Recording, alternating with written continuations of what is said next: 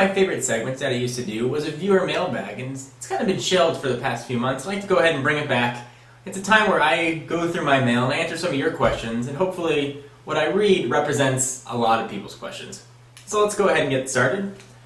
And usually I pick these just out at random so you guys get a nice sampling of the questions that are coming in. First one is by user Dakota200, and the question is, how do you get partnership? That's a question that I've answered a few times before, but I'll give you guys a brief synopsis of it. So in order to get a YouTube partnership, which means essentially that you own your own content and you're eligible for revenue share from your videos, the best way to do it is to build a subscriber base. Certainly don't want to apply with just a couple subscribers. I generally advise people to wait until they apply, until they get around 2,000 subscribers. Your results are going to vary. There are some partners that have less and certainly many that have more, but I think 2,000 is a really nice number. It's hard to get there. But if you stick with it and you apply, odds are if you have 2,000 subscribers, you really are going to get the partnership that you're looking for. Make sure all your videos have unique content. Don't use any copyrighted material, first off. Very important. YouTube really frowns on that. So that means music, if you're showing a movie that you're watching, if you're showing yourself playing a video game, anything, make sure it's not copywritten. You don't go ahead and apply. There really aren't any set guidelines or boundaries that YouTube puts out. But those are generally the rules that I follow. And make sure you're making videos pretty regularly. Let's go ahead and pick up the next question here. Alright, this one is called Video Uploading and is by user KW String King. Hey John, I was wondering how long it usually takes you to upload a movie in HD and how long to do it directly to YouTube. I have problems uploading lately. Please reply ASAP. So, when you guys watch my videos when they first get uploaded, you'll notice that the View in HD button in the bottom right hand corner is generally not there. This is really dependent on YouTube servers to get a video to show up in HD. It's not going to show up right away no matter what. It can take as little as 2 hours, or really as long as 6 to 12 hours to get your video to show up in HD. But if you export it according to the ways that I showed you in the previous video, using iMovie 08 or iMovie 09, the Watch in HD button eventually will show up. It just takes time. It's nothing to do with your internet speed or how it's getting uploaded. It just YouTube servers take a while to process it. So no worries guys, that actually is a question that I get quite a bit. Let's go ahead and pick one from another page here. Alright, this one is by Matt A No Kid. Question is titled iPod Touch. Hi. I was wondering, if you don't have Wi-Fi, can you connect to the internet through the iPod connector cable? Can you send me a reply back? Thanks. Well, I think what he's asking is if you take the connection cable from your iPod Touch and plug it into USB, if you can use your computer's internet connection to get internet on your iPod Touch. And the answer to that is an astounding no. The only way to get internet on your iPod Touch is through Wi-Fi. That's a very nice and simple question. Alright, this one is by Fame Films, F-A-A-M-E. I was wondering what type of program you use to edit your films. John, I was wondering what type of program you use to edit your films because I tried using PhotoBucket and my video was genius, but I couldn't upload it to YouTube. So instead I made it on Windows Movie Maker, which is okay, but lacks all the cool special effects. Please help. Well, it sounds like your first problem is that you're using Windows to edit your videos. Windows has a lot of really good video editing programs, some made by Adobe. But personally, I use iMovie 09, I was using iMovie 08 and iMovie HD before that, but I do all my editing in Apple's iMovie suite.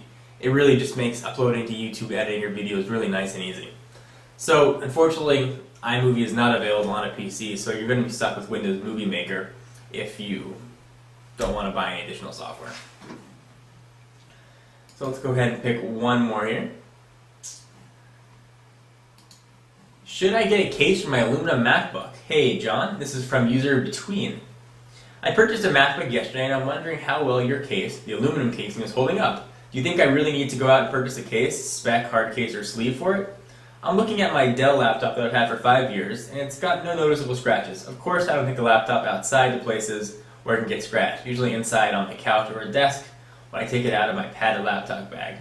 Just laptop bag. Just wondering what your opinions would be on the subject. I carry my 13-inch aluminum MacBook in an in-case sleeve everywhere I go. Your Dell probably didn't get that scratch because it's plastic. The aluminum is definitely prone to scratching. I highly recommend picking up just a neoprene sleeve throw it in, carry it with you, and really you'll be all set. It's a nice thing. You can, if you're outside, you can put the MacBook on top of it so the bottom of it won't get dirty. It's just a really nice thing to have, and they're relatively inexpensive. You can find them from your Apple Store or online, anywhere from 20 to 30 bucks. Really just a nice, inexpensive way to protect your investment. So let's go ahead and just pick one last one from a third page here. Alright, this is by user xCycleWordX, and it's called Macworld. Hey John, I just bought my first Mac and I was thinking of putting Mac Office on it. But when I, for example, put my Mac Word file on my external hard drive and pull it on Windows and open the Mac file on the Windows PC, well, this is P.S. Sorry, I'm not good at English. I apologize. So I think what he's asking is, if you use Word for Mac, can you open that file using Word for PC? And the answer is an astounding yes, absolutely, you 100% can. I do work cross-platform all the time with PCs and Macs without any difficulty at all. Word, PowerPoint, Excel will all work from Mac to PC and vice versa without any difficulty. Formatting will be the same. It saves in the same file extensions, so not a worry at all. Anyway guys, hope you enjoyed bringing back the viewer mailbag. I'm going to try and do this a little more regularly where I can answer your questions. Unfortunately, I get just too many emails to go through and answer each one individually, but I do read them all. So these are some of the ones that I thought would be most relevant to you guys. Hope you enjoyed. And for exclusive content, as I always mention, be sure to follow me on Twitter at twitter.com/John4Lakers, and I will see you guys in the next video. Also, as a quick side note, this is the first video being filmed with the new Sony camera. Each subsequent video from here I hope will look a little bit better as I learn to tweak the settings and see what looks best. So, hope you guys enjoy it, hope the quality comes out okay, and I hope when the HD button does show up down there, that the HD quality is up to par. See you guys next video. Bye-bye.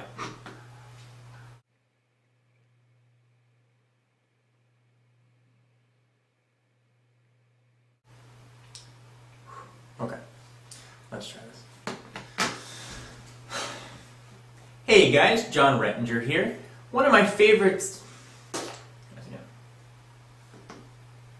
Hey guys, John Rettinger here. One of my favorite segments that I used to do was a reader...